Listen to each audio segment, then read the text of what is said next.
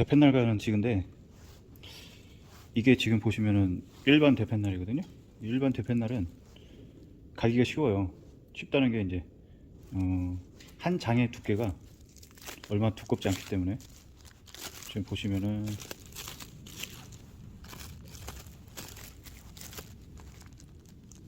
일반 이제 대펜날은 이게 지금 세 장이거든요. 세 장인데 한 장 두께가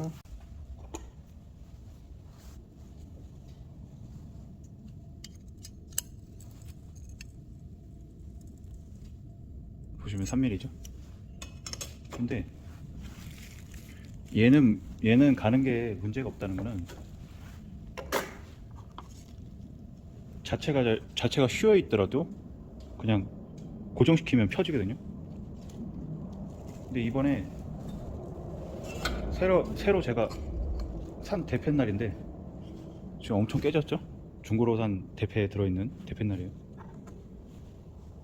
이 녀석 같은 경우에는 두께가 8mm 정도 돼요. 두께가 8mm다 보니까 이 대패 가는 지그 자체가 보시는 것처럼 돌아서, 지금 보시는 것처럼 베이스를 쇠로 만들었거든요. 이것도 한 8mm 정도 되는 쇠예요, 이 부분이. 그래서 얘가 튼튼하지 못하면은 이 대펜날이 이렇게 휘어 있을 때 휘어 있는 그 상태대로 연마가 되더라고요. 그렇게 해서 연마를 하게 되면은 이제 대펜날을 장착했을 때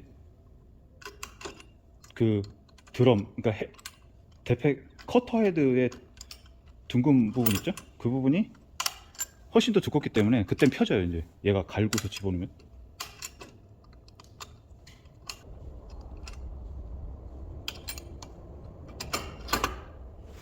요거 밑에다 스프링 같은 거라도 하나 껴놔야 될 것 같아요. 그래서 철판을 계속 들고 있게끔 했으면 좋겠어요. 그래서 지금 디자인 자체를, 원래 이 부분을 나무로 했었었는데, 나무로 하면은 그 쇠가 나무를 이렇게 휘면서, 그래서 나무를 두껍게 해도 이 여러 군데를 잡지 못하기 때문에, 지금 보시면은 이 6군데를 한 번에 압착을 시켜야지만 얘가 판판하게 펴지더라고요.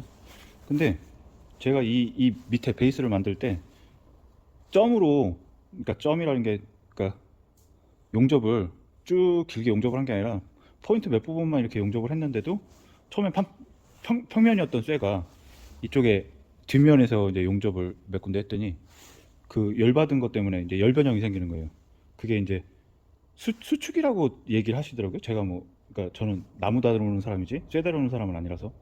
근데 그걸 다시 열 풀림인가 뭐 이런 식으로 해서, 그 제가 용접을 해서 어떤 걸 만들면은 항상, 그러니까 뒷면, 이 철판의 뒷면에서 용접을 했을 때, 그 만약에 이 철판 뒷면에 용접을 몇 군데 하면 이 쇠가 이렇게 쉬어요. 이렇게 이 그 반대면이 올라오는 거죠.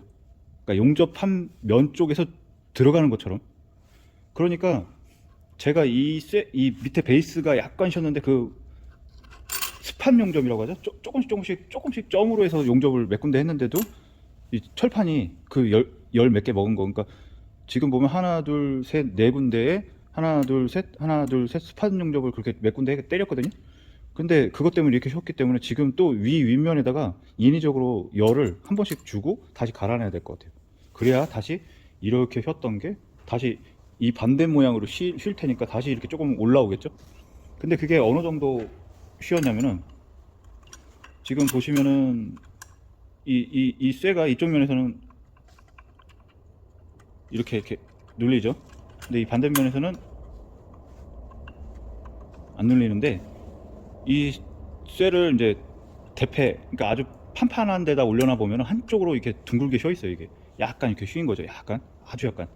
그게 이제 여기서 평면 있는 부분에 내려놨을 때 이 가운데가 한 0.3mm, 0.5mm 안 되게 떠 있어요. 그 반대로 이쪽으로 했을 때는 이 반대면이 떠 있는 거죠. 그러니까 이쪽 한쪽을 눌렀을 때는 이쪽이 한 6mm 정도, 0.6mm 정도, 1mm 안 되게 뜨는데, 지금 이 밑에 철판이 그 정도 휘어 있는 상태예요. 그러니까 약간 이렇게 뒷면에서 이게 열을 받아갖고, 그래서 그 부분을 수정을 하면은 아마 이 대펜날을 갈기가 어렵지 않을 것 같아요. 이게 이번에 새로 산 그 복합기에 달려있는 대펜날인데, 그 보통 대펜날보다 훨씬 더 이렇게 두꺼워요.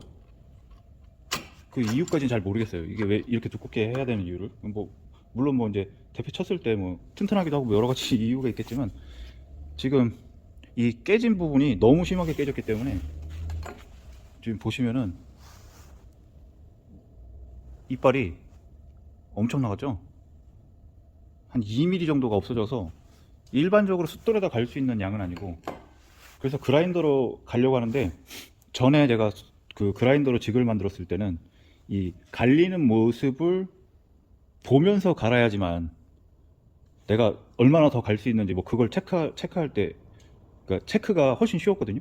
근데 이게 안 보이게, 그러니까 예를 들어 숫돌을 여기에다 대고 나를 거꾸로 엎어갖고 이런 식으로 회전할 때 이렇게 갈게 되면은, 이 뒷면이 깎인 게 보이지 않잖아요. 그러니까 내가 얼마만큼 어디가 집중적으로 갈리는지, 그 집중적으로 갈리는 모양을 보고 이쪽이 좀 더 많이 갈린다 그러면은 이쪽을 내려야 되고, 이 반대쪽이 조금 더 덜 갈린다 그러면 올려야 되잖아요.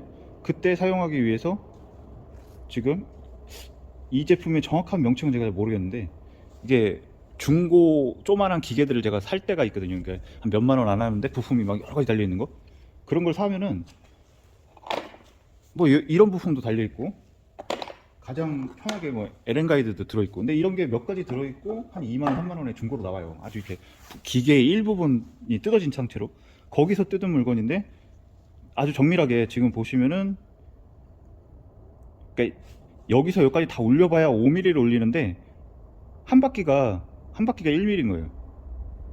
한 바퀴가. 그러니까 제가 얼만큼 올렸는지 그런 것들을 아주 쉽게 볼 수 있고, 그래서 이 부분에 용접을 한 상태에서 위에다가 탭 나사 구멍 가공을 해서 이 자리에다가 제가 볼트를 집어넣으려고 했는데 한쪽이 들어가서 부러져 버렸어요. 그래서 그냥 순간접착제 이렇게 여기다가 좀 도포를 했더니 고정이 딱 되더라고요. 지금 이 모습에서 어떻게 갈지 이게 구상이 안 되실 텐데, 얘가 완성된 모습은 어떤 모양이냐면은 이런 식으로 그라인더 이제 본체가 이 자리에 부품들을 용접해서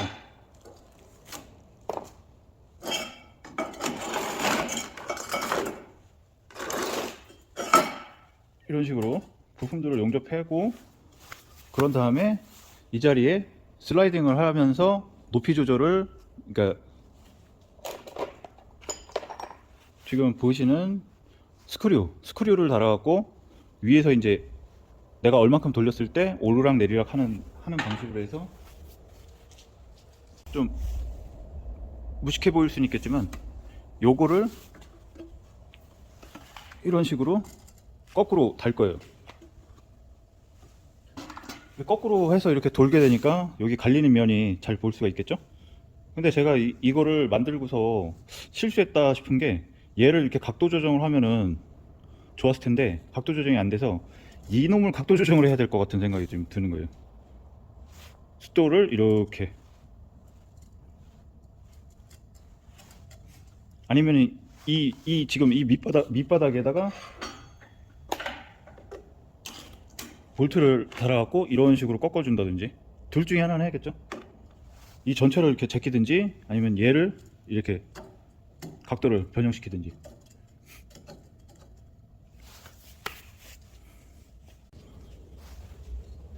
이번에 그 대펜날 가는 지금 만드는데, 이 부분에 이제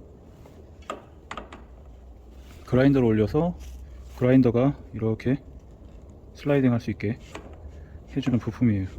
이렇게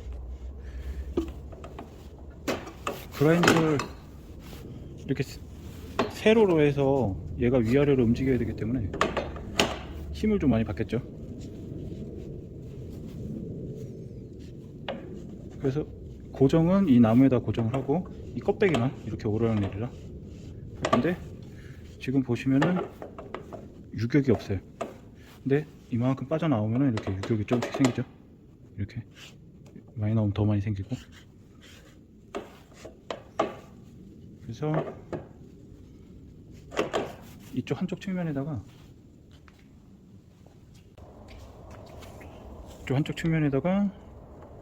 이렇게 스크류를 달아서 이제 어떻게 달지는 고민 좀 해봐야 되고요. 그 다음에 회전을 시키면은 이게 이제 이 나무에다가 얘를 고정시키고 얘가 이제 이 회전을 하면은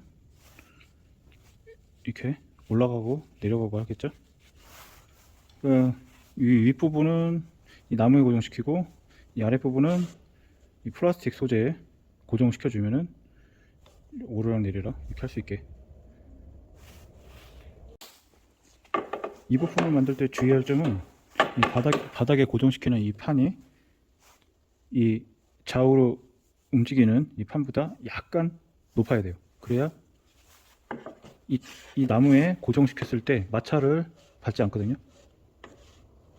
만약에 이 바닥이랑 이 바닥이 높이 같으면은 이쪽 부분을 훑고 다니기 때문에 얘가 똑같으면 여기를 좀 이렇게 좀 낮춰준다든지 그렇게 하지 않으면은 마찰이 더 생기기 때문에 얘를 올리고 내리고 했을 때 더 많은 힘이 필요하겠죠.